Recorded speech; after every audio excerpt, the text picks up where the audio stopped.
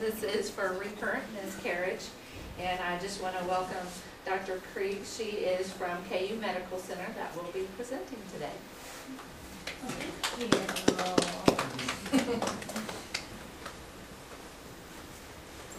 Well, good morning, everyone, and thank you for coming out on a beautiful Saturday to learn more about fertility, certainly. And then today I'm going to be talking about recurrent pregnancy loss.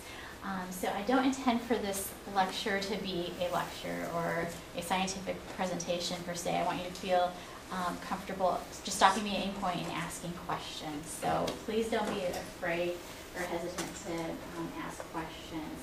So today what I really want to talk about is what is recurrent miscarriage, and to do that we'll define sporadic miscarriage and then talk about what recurrent pregnancy loss is.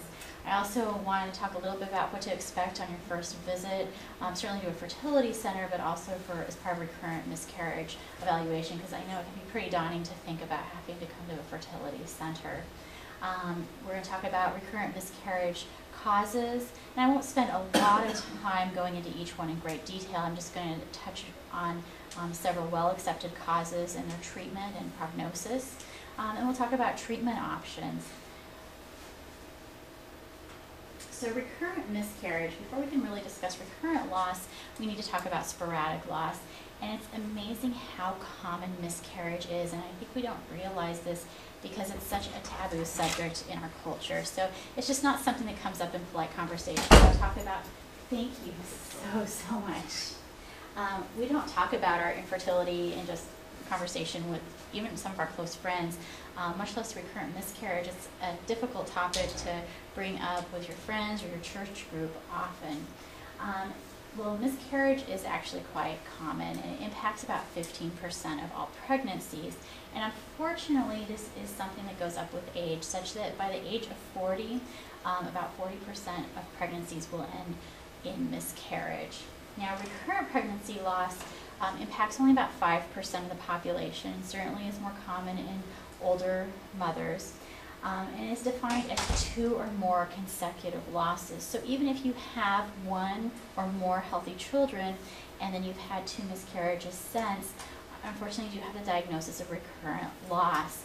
And this is a little bit trickier definition, because I don't know how many of you are going through this currently, but a few years ago we actually had women go through 3 losses before we initiated an evaluation. And the reason the definition changed is that your risk of having another loss is the same whether or not you've had 2 or 3 or even more. Now, it is a little bit stickier definition in the sense that technically it is a defined pregnancy. So blighted ovums, biochemical losses, etc. don't technically count as a miscarriage, although many of us will do an evaluation even with these very early losses of what we call unknown location. So what to expect on your first visit? Well, these are pretty lengthy consultations because we need to take a detailed medical history about both partners. So it's wonderful if the husband can come as well, and find out if there's any health conditions that would predispose you to recurrent loss, any medications you're taking, and really find out what occurred with each loss along the way. It also requires a pretty thorough review of previous medical records. Now, typically, and this would be true for any center, we would also do an exam and a pelvic ultrasound to take a very good look at the ovaries and uterus. Sometimes that'll give us some good clues. And initiate a laboratory evaluation. I'm going to talk more about what that evaluation entails in the next slides. We then talk about treatment options, and often I'll bring couples back after their testing is complete so we can sit down and make an individualized plan for the couple. Most centers have a therapist, and that really becomes central in the treatment of recurrent miscarriage, being in a supportive environment. As many of you probably know, it takes a lot of stamina to pursue that next pregnancy after you've been through multiple losses. And some people do need to meet with a financial coordinator if there's some advanced reproductive techniques involved.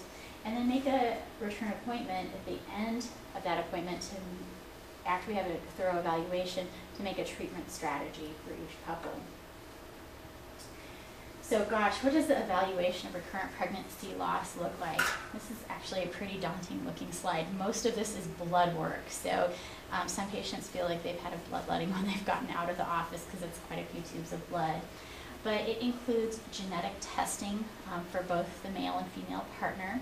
And basically what we're looking for are any small pieces of chromosomes that may be missing, which makes a normal you, but when it recombines with your partner's DNA, may result in a genetically abnormal embryo.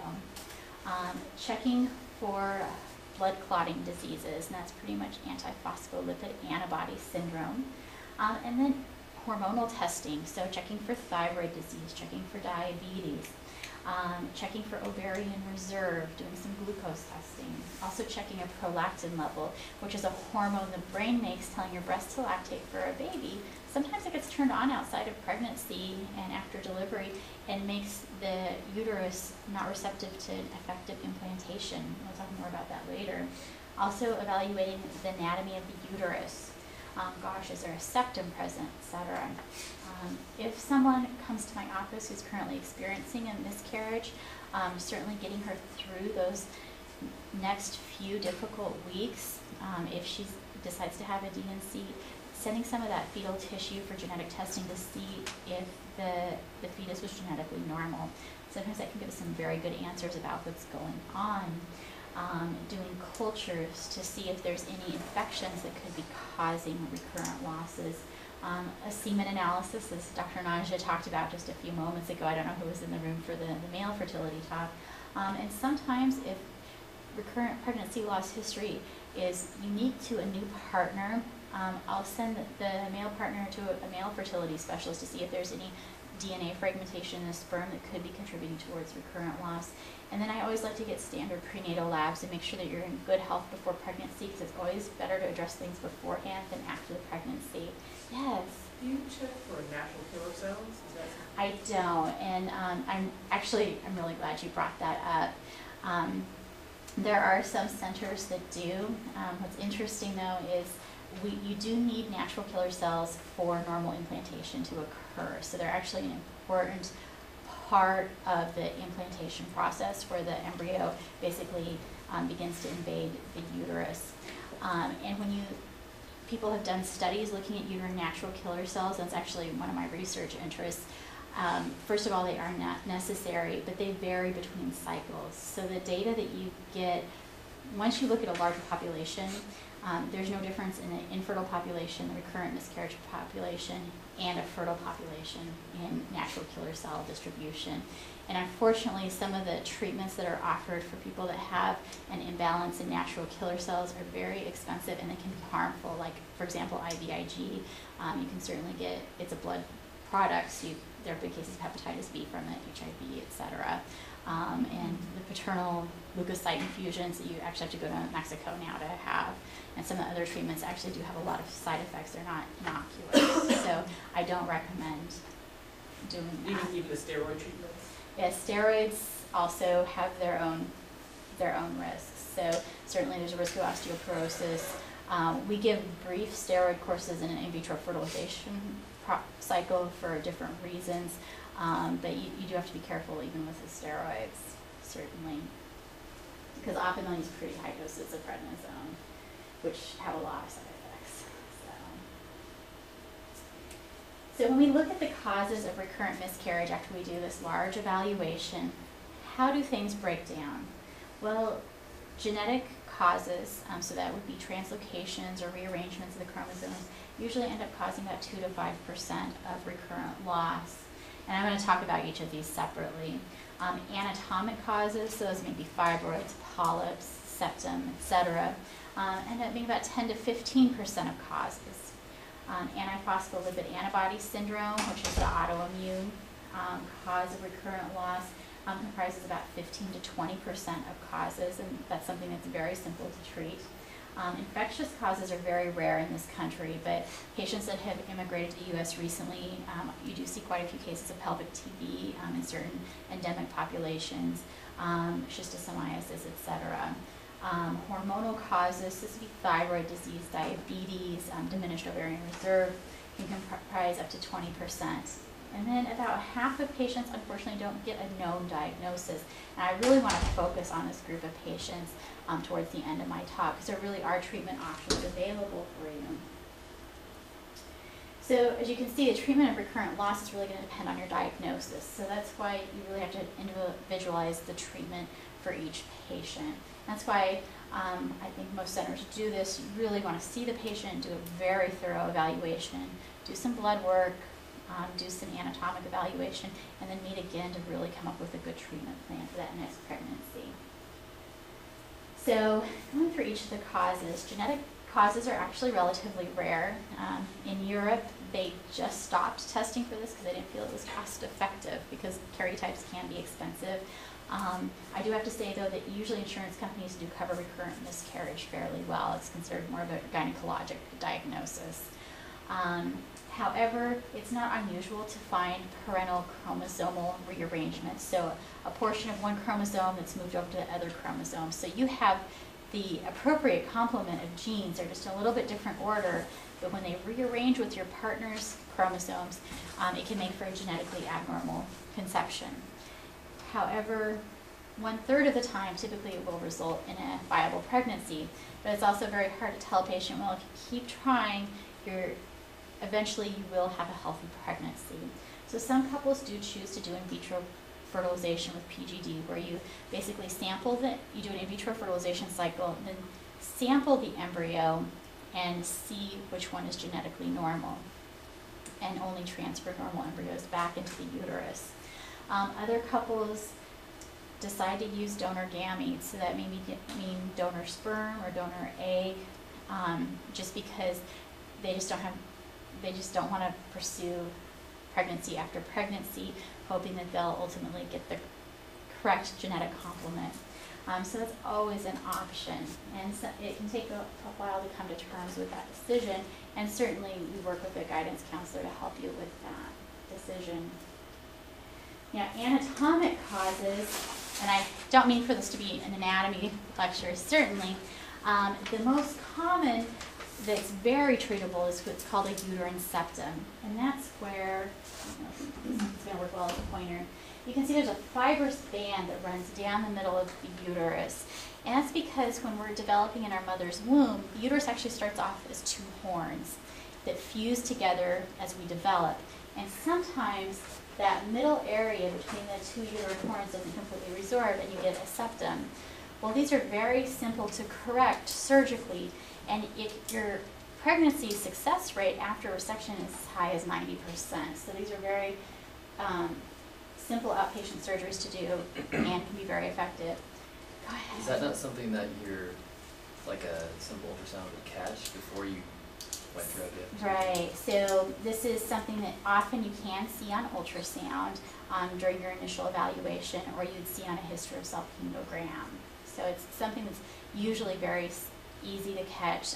Sometimes more subtle septums you're going to pick up only on a hysterosalpingogram or a saline sonogram, just as part of a routine fertility evaluation.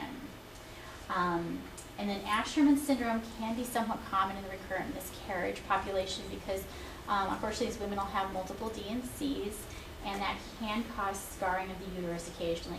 Or if someone's had a previous term delivery and they had an infection at the time of delivery or a hemorrhage where they needed a D&C. And again, this is something that we can treat very easily with a surgical resection of the adhesions, and it's an outpatient surgery. And often patients will be pregnant in the next few months, and their lining of the uterus has been restored to normal anatomy. Now, uterine polyps and fibroids in particular locations can also cause recurrent loss, and again, that's something that we can correct surgically. Rarer uterine malformations, such as a bicornuate uterus, unicornuate uterus, etc., are things where we just follow the patient. There's no good surgical correction for those problems. And of course, surgical insufficiency is a very, patients have a very unique history where they've had losses typically between 14 and 20 weeks and have a cerclage in their next pregnancy. So again, many of these are amenable to surgery and have excellent prognosis after surgical resection. Now, hormonal causes, of course, can encompass a whole host of problems. Diabetes, unfortunately, is very common even in younger populations. So if you have poorly controlled diabetes, that can cause recurrent loss. And difficulties for the developing fetus in terms of heart problems and whatnot. So you always want to get your hemoglobin A1C down below 6 before pregnancy. Thyroid disease can also cause recurrent loss. And for patients who do have thyroid disease, we actually correct your TSH to less than 2.5. So we treat subclinical hypothyroidism for patients that are trying to become pregnant to, again, optimize implantation. Elevated prolactin levels, which again, as we mentioned before, is a hormone that your brain makes telling your breast to lactate for a baby, can also impact the development of the endometrium, which the lining of the uterus that helps support implantation. So, and it's something that's very simple to treat. And then we come to the luteal phase defect, which has become very controversial over recent years. It used to be that an endometrial biopsy, as unpleasant as it is, was a part of every fertility evaluation, as was a laparoscopy. So women went through a lot, even 10 years ago, as part of fertility evaluation. Well, luteal phase deficiency really reflects other hormonal problems. So you need to correct all those hormonal problems to overcome the luteal phase deficiency. But really what it means is that you need to treat someone with progesterone after they ovulate. And we do that for most of our recurrent loss patients anyhow. So is there any point in doing a painful biopsy for a treatment that we're going to use anyhow? So we're not really recommending a mid-luteal biopsy anymore for patients. And occasionally that means treatment with Clomid or even HCG supplementation in some cases. So basically this is part of being in good health before pregnancy, but also preparing your uterus for implantation. Blood clotting disorders have become very controversial in recent years. Antiphospholipid antibody syndrome, where basically your body has made some antibodies that promote blood clotting. So these women may have had a history of a blood clot in their legs or lungs while they're taking birth control pills, for example. But the thought is that they may also clot off the placenta, and so the baby's not being perfused adequately. And that's something that's very simple to treat in pregnancy with blood thinners, so Lovenox. Thrombophilias, and I don't know how many of you have been through a recurrent loss evaluation. It used to be a part of every recurrent loss workup, so that included factor V Leiden testing, antithrombin 3 testing, MTFHR. Well, we're starting to realize that the frequency of these mutations is so common that there isn't necessarily an association with recurrent pregnancy loss. So we still test for them if the patient has a strong family history of blood clots or if she's had a blood clot herself, more for her health, but we don't think that it's necessarily associated with recurrent miscarriage. So this is something that's changing very rapidly. MTFHR was something that we were testing everyone for, and I remember about 20% of patients would come back with a positive mutation, but that's because the carrier frequency is so high and it's not really associated with even an increased risk of blood clotting. You just need to take some extra folic acid in pregnancy. So it's testing that's really falling out of favor in recent years, so just over the past 2 or 3 years.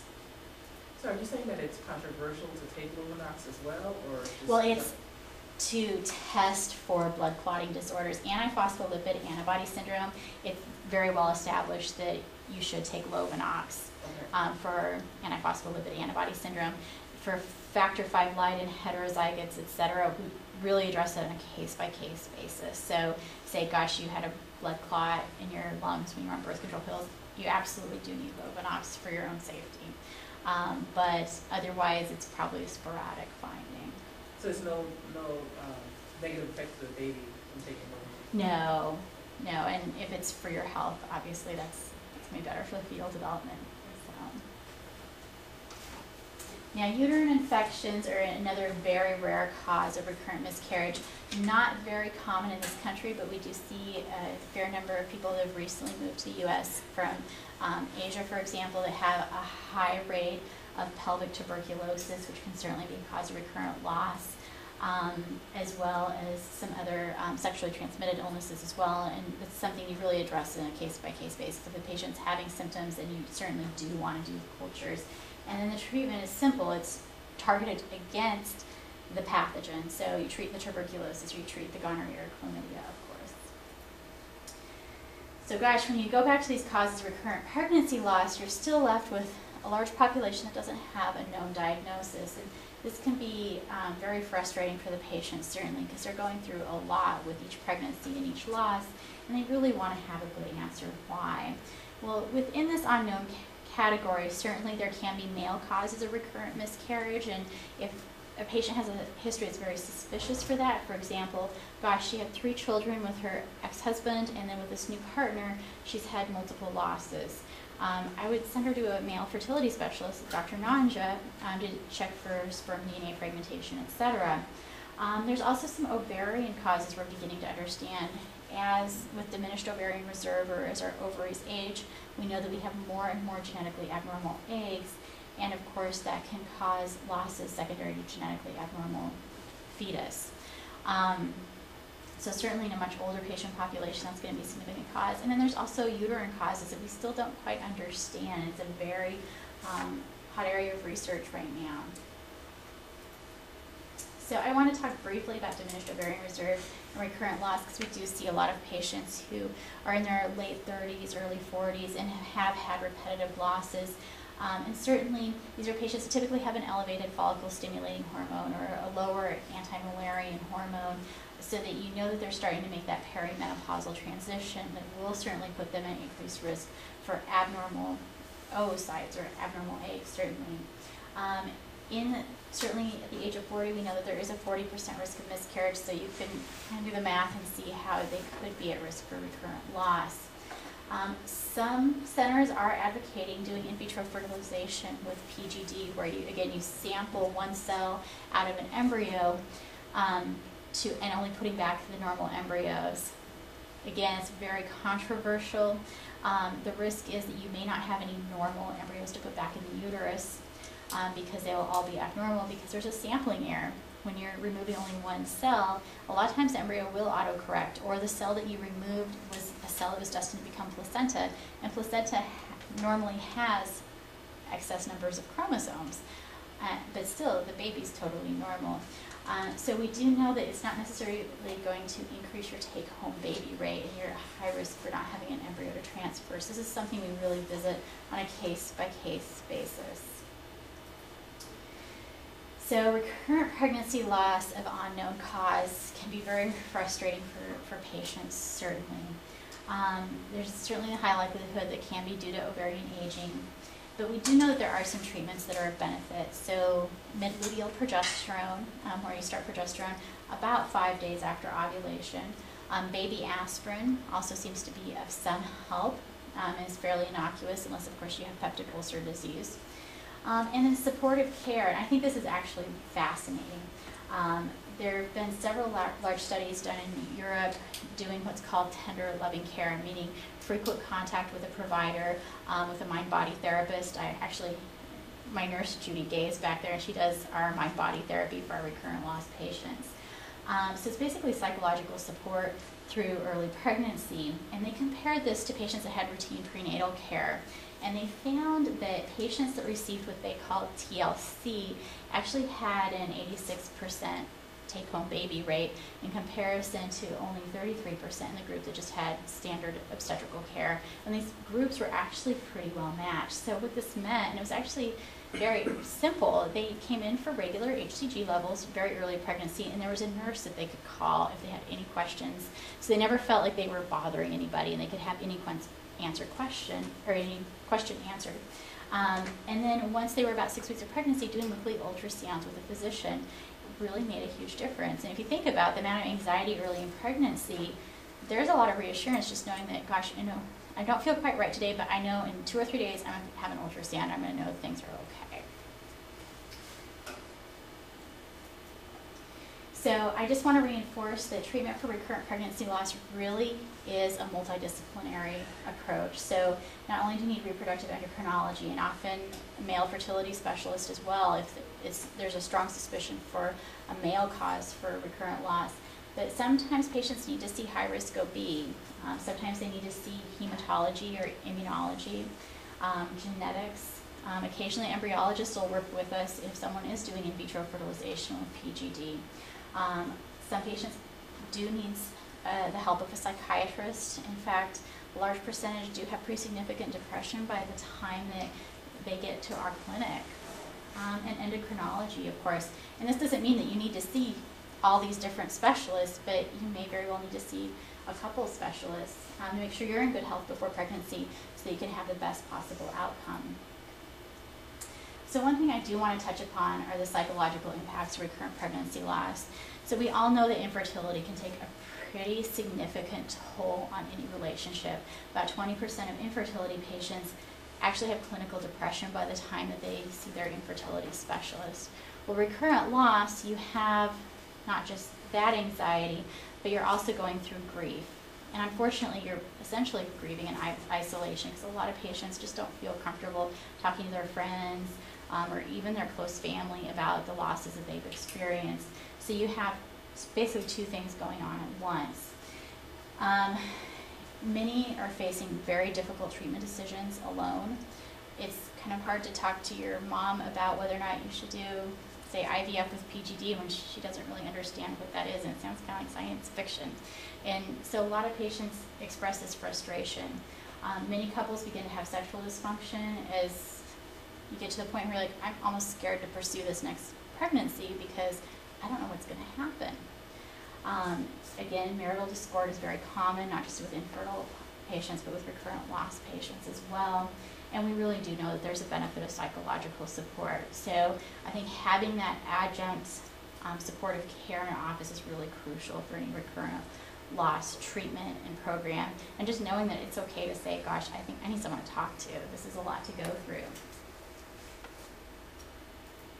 So patients always want to know what they can do to help both their fertility and for recurrent loss.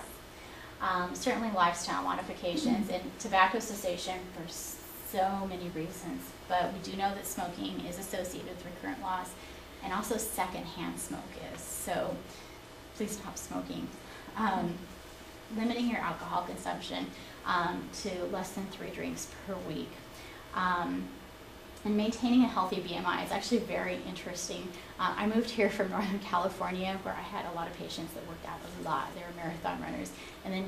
But they would have a lot of recurrent loss, and there's actually a large study showing that if your BMI is less than 19, you're at increased risk for recurrent loss.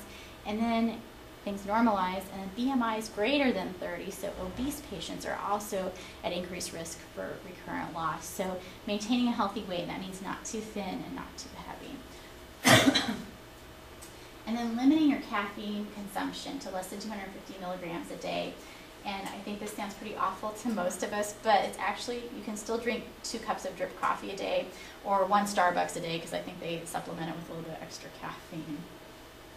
And then limiting your toxic exposure. So if you're an anesthesiologist, being careful about which gases you use. If you're a chemist, knowing the compounds you're using and using proper protective gear. I see a lot of military patients where, again, reinforcing using as much protective gear as you can.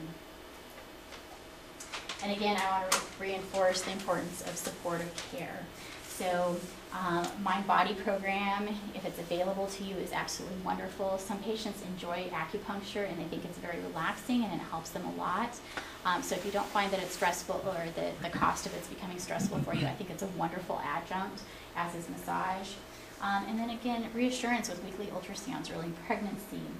If you're currently undergoing a loss, feel comfortable talking to your GYN about saying, I don't know if I have the strength to go through this at home by myself. Again, can we do a D&C with general anesthesia? I think there are some risks with that. So really listening to yourself and your emotions through this process. One of the last slides I want to show is at the probability of live birth. And your prognosis is actually really quite good. So even after 6 losses, you can see that the probability of the next pregnancy ending in a live birth is almost 50%. So as hard as it is to pursue that next pregnancy after everything you've been through, the chance is more likely than not that with appropriate treatment, your next pregnancy is going to end in a take-home baby.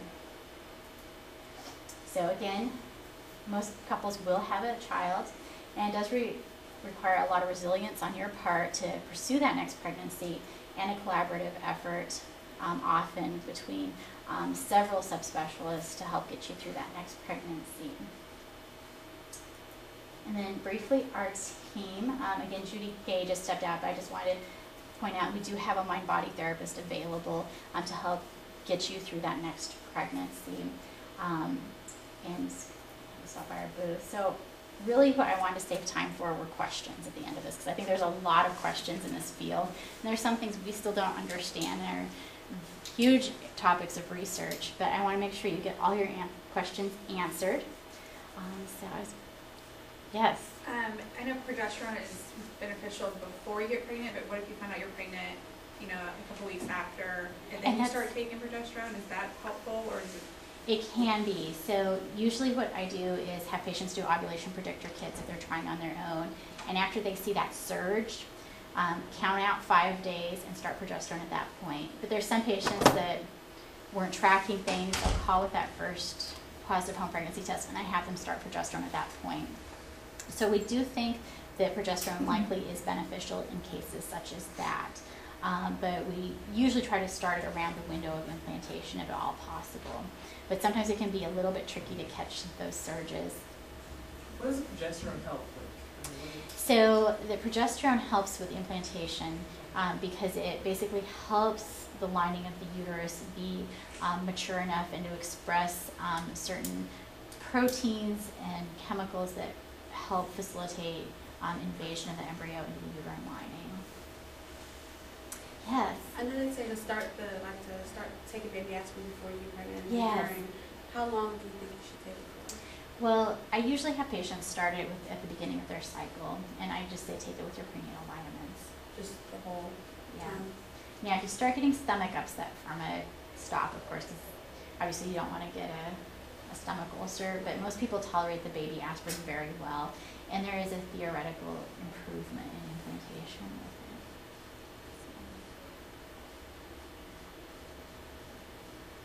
Yes. I had a question about MTHFR. Yes. So that's not treated with heparin or Lovenox or anything. It's just Unless your homocysteine level is elevated. So we're not even checking MTFHR anymore. We're just checking a homocysteine level. So instead of treating it with Lovenox, actually the recommendation is just to take additional folic acid. So gosh, probably about 5 years ago, we thought that there was this huge association with recurrent pregnancy loss. Then we realized that 20% of the population actually has this mutation. So the only reason that it was associated with recurrent loss was because so many people had it. So really it's just taking additional folic acid, or what we call Folgard, you can get at just a regular pharmacy. What's your thoughts on the whole Dr. Alan Baer theory? Oh my goodness. I used to practice at a clinic that was down the road from his clinic, so I saw a lot of patients that were doing the IVIG and prednisone and Humira, and so unfortunately I was in an academic center where we'd see a lot of complications from the treatment. It's interesting because when he would do, so you get these huge charts where he had done all this immune testing, and I actually know clinics where they sent some of their fertile nurses to have testing, and he said they had immune imbalances, but they'd had multiple live children. So there may be something to it, but there's no good evidence to support what he does, and it is so expensive, and there's a lot of risks associated with a lot of those immune treatments. We really aren't recommending them right now. And there have been several randomized controlled studies with IVIG where they give people placebo or IVIG, and they found no difference. And these were at centers where they thought there was an effect, and there isn't. Because I don't know if any of you have gone through that, but some of those treatments can be tens of thousands of dollars, and you have to do infusions every week or once a month. So, yeah. So after having multiple losses, is it better to do like IVF, or would your chances be the same with that? So your it's hard because some patients have gone through multiple losses and they've been pretty far along, and they've say had a miscarriage that was a Down syndrome, and they're like, I cannot face that again. In that case, it may make very good sense to do in vitro fertilization and biopsying, so you're not transferring someone that's embryo that's affected with Down syndrome, for example, in part because of the psychological impact of that. But if you look at it from purely a scientific point of view, your chance of having a take-home baby is going to be the same whether or not you do IVF with PGD or not. It's just you may have to go through a couple more losses before you have a successful pregnancy. And it really depends on your cause of recurrent loss as well. So if it's for severe male factor, you may need IVF just to become pregnant. Right. But the role of IVF in recurrent loss is evolving. So it really depends on your cause for recurrent losses. Right. And that's something by doing your workup that. Right. We would get a little bit more information about what's going on. So certainly if there's some severe male factor, or gosh, if you had a lot of uterine scarring that perhaps involved the fallopian tubes, you would need in vitro fertilization anyhow to become pregnant.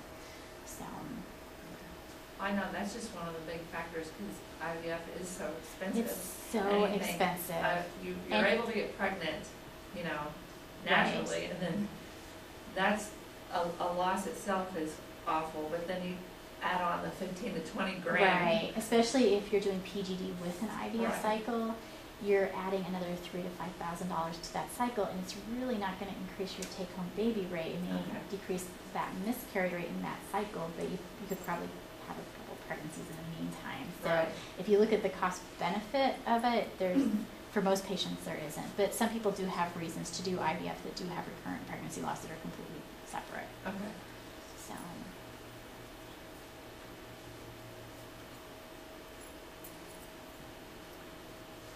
What other questions do you guys have? And I'll be around afterwards if you want to ask questions in a more private setting as well.